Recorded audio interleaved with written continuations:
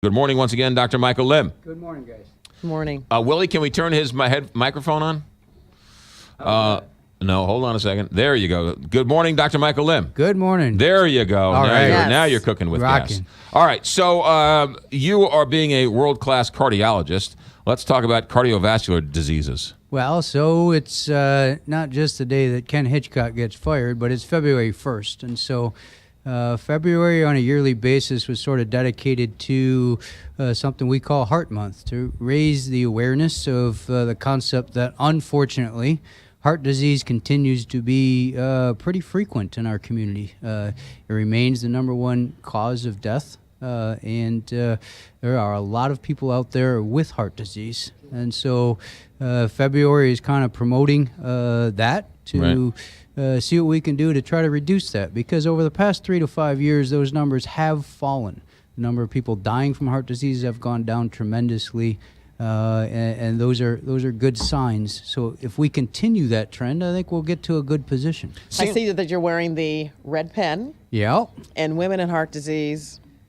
It's So a big killer. You got it. So women certainly have a lot of focus on breast cancer and other things that affect young women.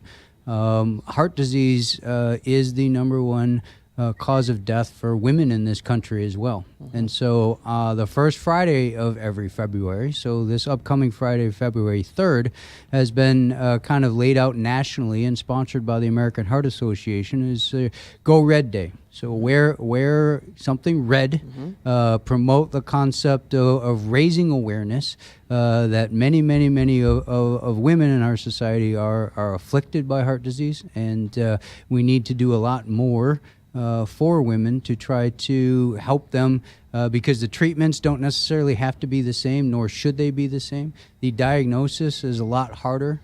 The burden on women in our society is a lot different than a burden on men. And so many women wait a long time because they have things that are getting them down, but they run in their household. Right. And they don't have time to get sick. Yeah, so they're the caretaker, and they don't focus on getting cared for. They focus on being the caretaker, and that's one of the roles I think that society plays on us. So it seems like, Dr. Michael Lim, that years ago, you would hear somebody had a heart attack and died. Today, you hear somebody had a heart attack and they're back to work 2 weeks later. Is that just anecdotal, or is that, it seems like we've come light years in treating people who have heart attacks.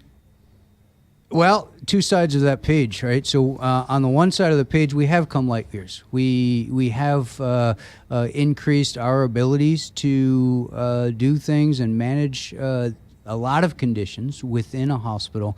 One of those is take care of people with a heart attack. On the other side of the page, there's a couple different things. One is, and this just happened, and we went through it the end of last year when things happen to celebrities and famous people, and heart attack is the generic term that gets put on them that they had, and it turns out it's not technically a heart attack, and so there's a lot of misinformation still about that. And number two is there's still a whole lot of people who ignore signs of a heart attack, not necessarily on purpose, but don't recognize heart attack. And I'm going to lump stroke in that as well, is don't recognize the fact that they're having a stroke. And it turns out that the best abilities to get people to return to work, to return to functionality, as well as live very well, is to have people show up and get to a hospital as soon as possible. And so we've adopted acronyms like FAST, which stands for looking for a facial droop, and looking for slurred speech, and looking for altered sensation or movement in the limbs. And so you got to get to the hospital fast. That could be a stroke. And if you get to the hospital fast enough, we can stop that stroke with very little damage.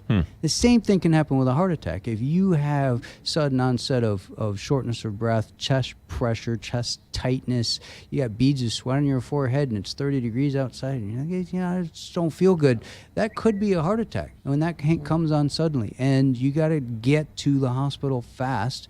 And if you do that, we have a chance of stopping that heart attack in its tracks as well. So time and recognition is everything. Aspirins. Talk about that for a moment. Aspirin is a over-the-counter drug that seemingly is completely benign, but it is a great treatment. And so aspirin inhibits the little guys that are floating around in the bloodstream called platelets from clumping together. And a heart attack and a stroke actually do involve a blood clot, which means that those little platelet guys are clumping together and they are stopping blood flow. So we recommend, chewing an aspirin or full dose aspirin. If you don't have full dose aspirin, take 4 baby aspirin, put them in your mouth and chew them. The reason why you chew them is because it becomes absorbed faster. It doesn't have to go to your stomach. So acutely that can start or help with the treatment. I kind of call it marination, sort of like, when you're getting ready to make dinner, you prepare it many hours beforehand, and you kind of marinate a little bit. It's always going to taste a little bit better. You marinate the fish. You don't marinate the red meat because that helps the heart attack. Yeah, exactly. In moderation, my friend. In moderation. All right. I Fair have a enough. quick question. Cholesterol levels. Yes, and, ma'am. And heart disease. So a lot of things that are going to happen this month in terms of Heart Month is we will push out the concept of a thing of knowing your numbers. And, there has been the old adage of the number of total cholesterol that's been put out there. And so, and you may remember that it has been said, well, total cholesterol over 200, well, that's bad. Frankly, I don't even look at total cholesterol number anymore. The number that's really, really, really key is something called an LDL cholesterol. L stands for lousy or bad, and that's the bad cholesterol. The higher that number is, the worse off chance that you have of developing these cholesterol blockages within the arteries, whether it's the heart or the neck vessels or somewhere else, because all the blood vessels are kind of the same. And so if you have an opportunity this month, if you don't know what your cholesterol number is, there's plenty of different opportunities, even going to your doctor and getting a blood cholesterol check done, especially if you have a family history or concern about it, and know what your LDL cholesterol is, and then we can address that.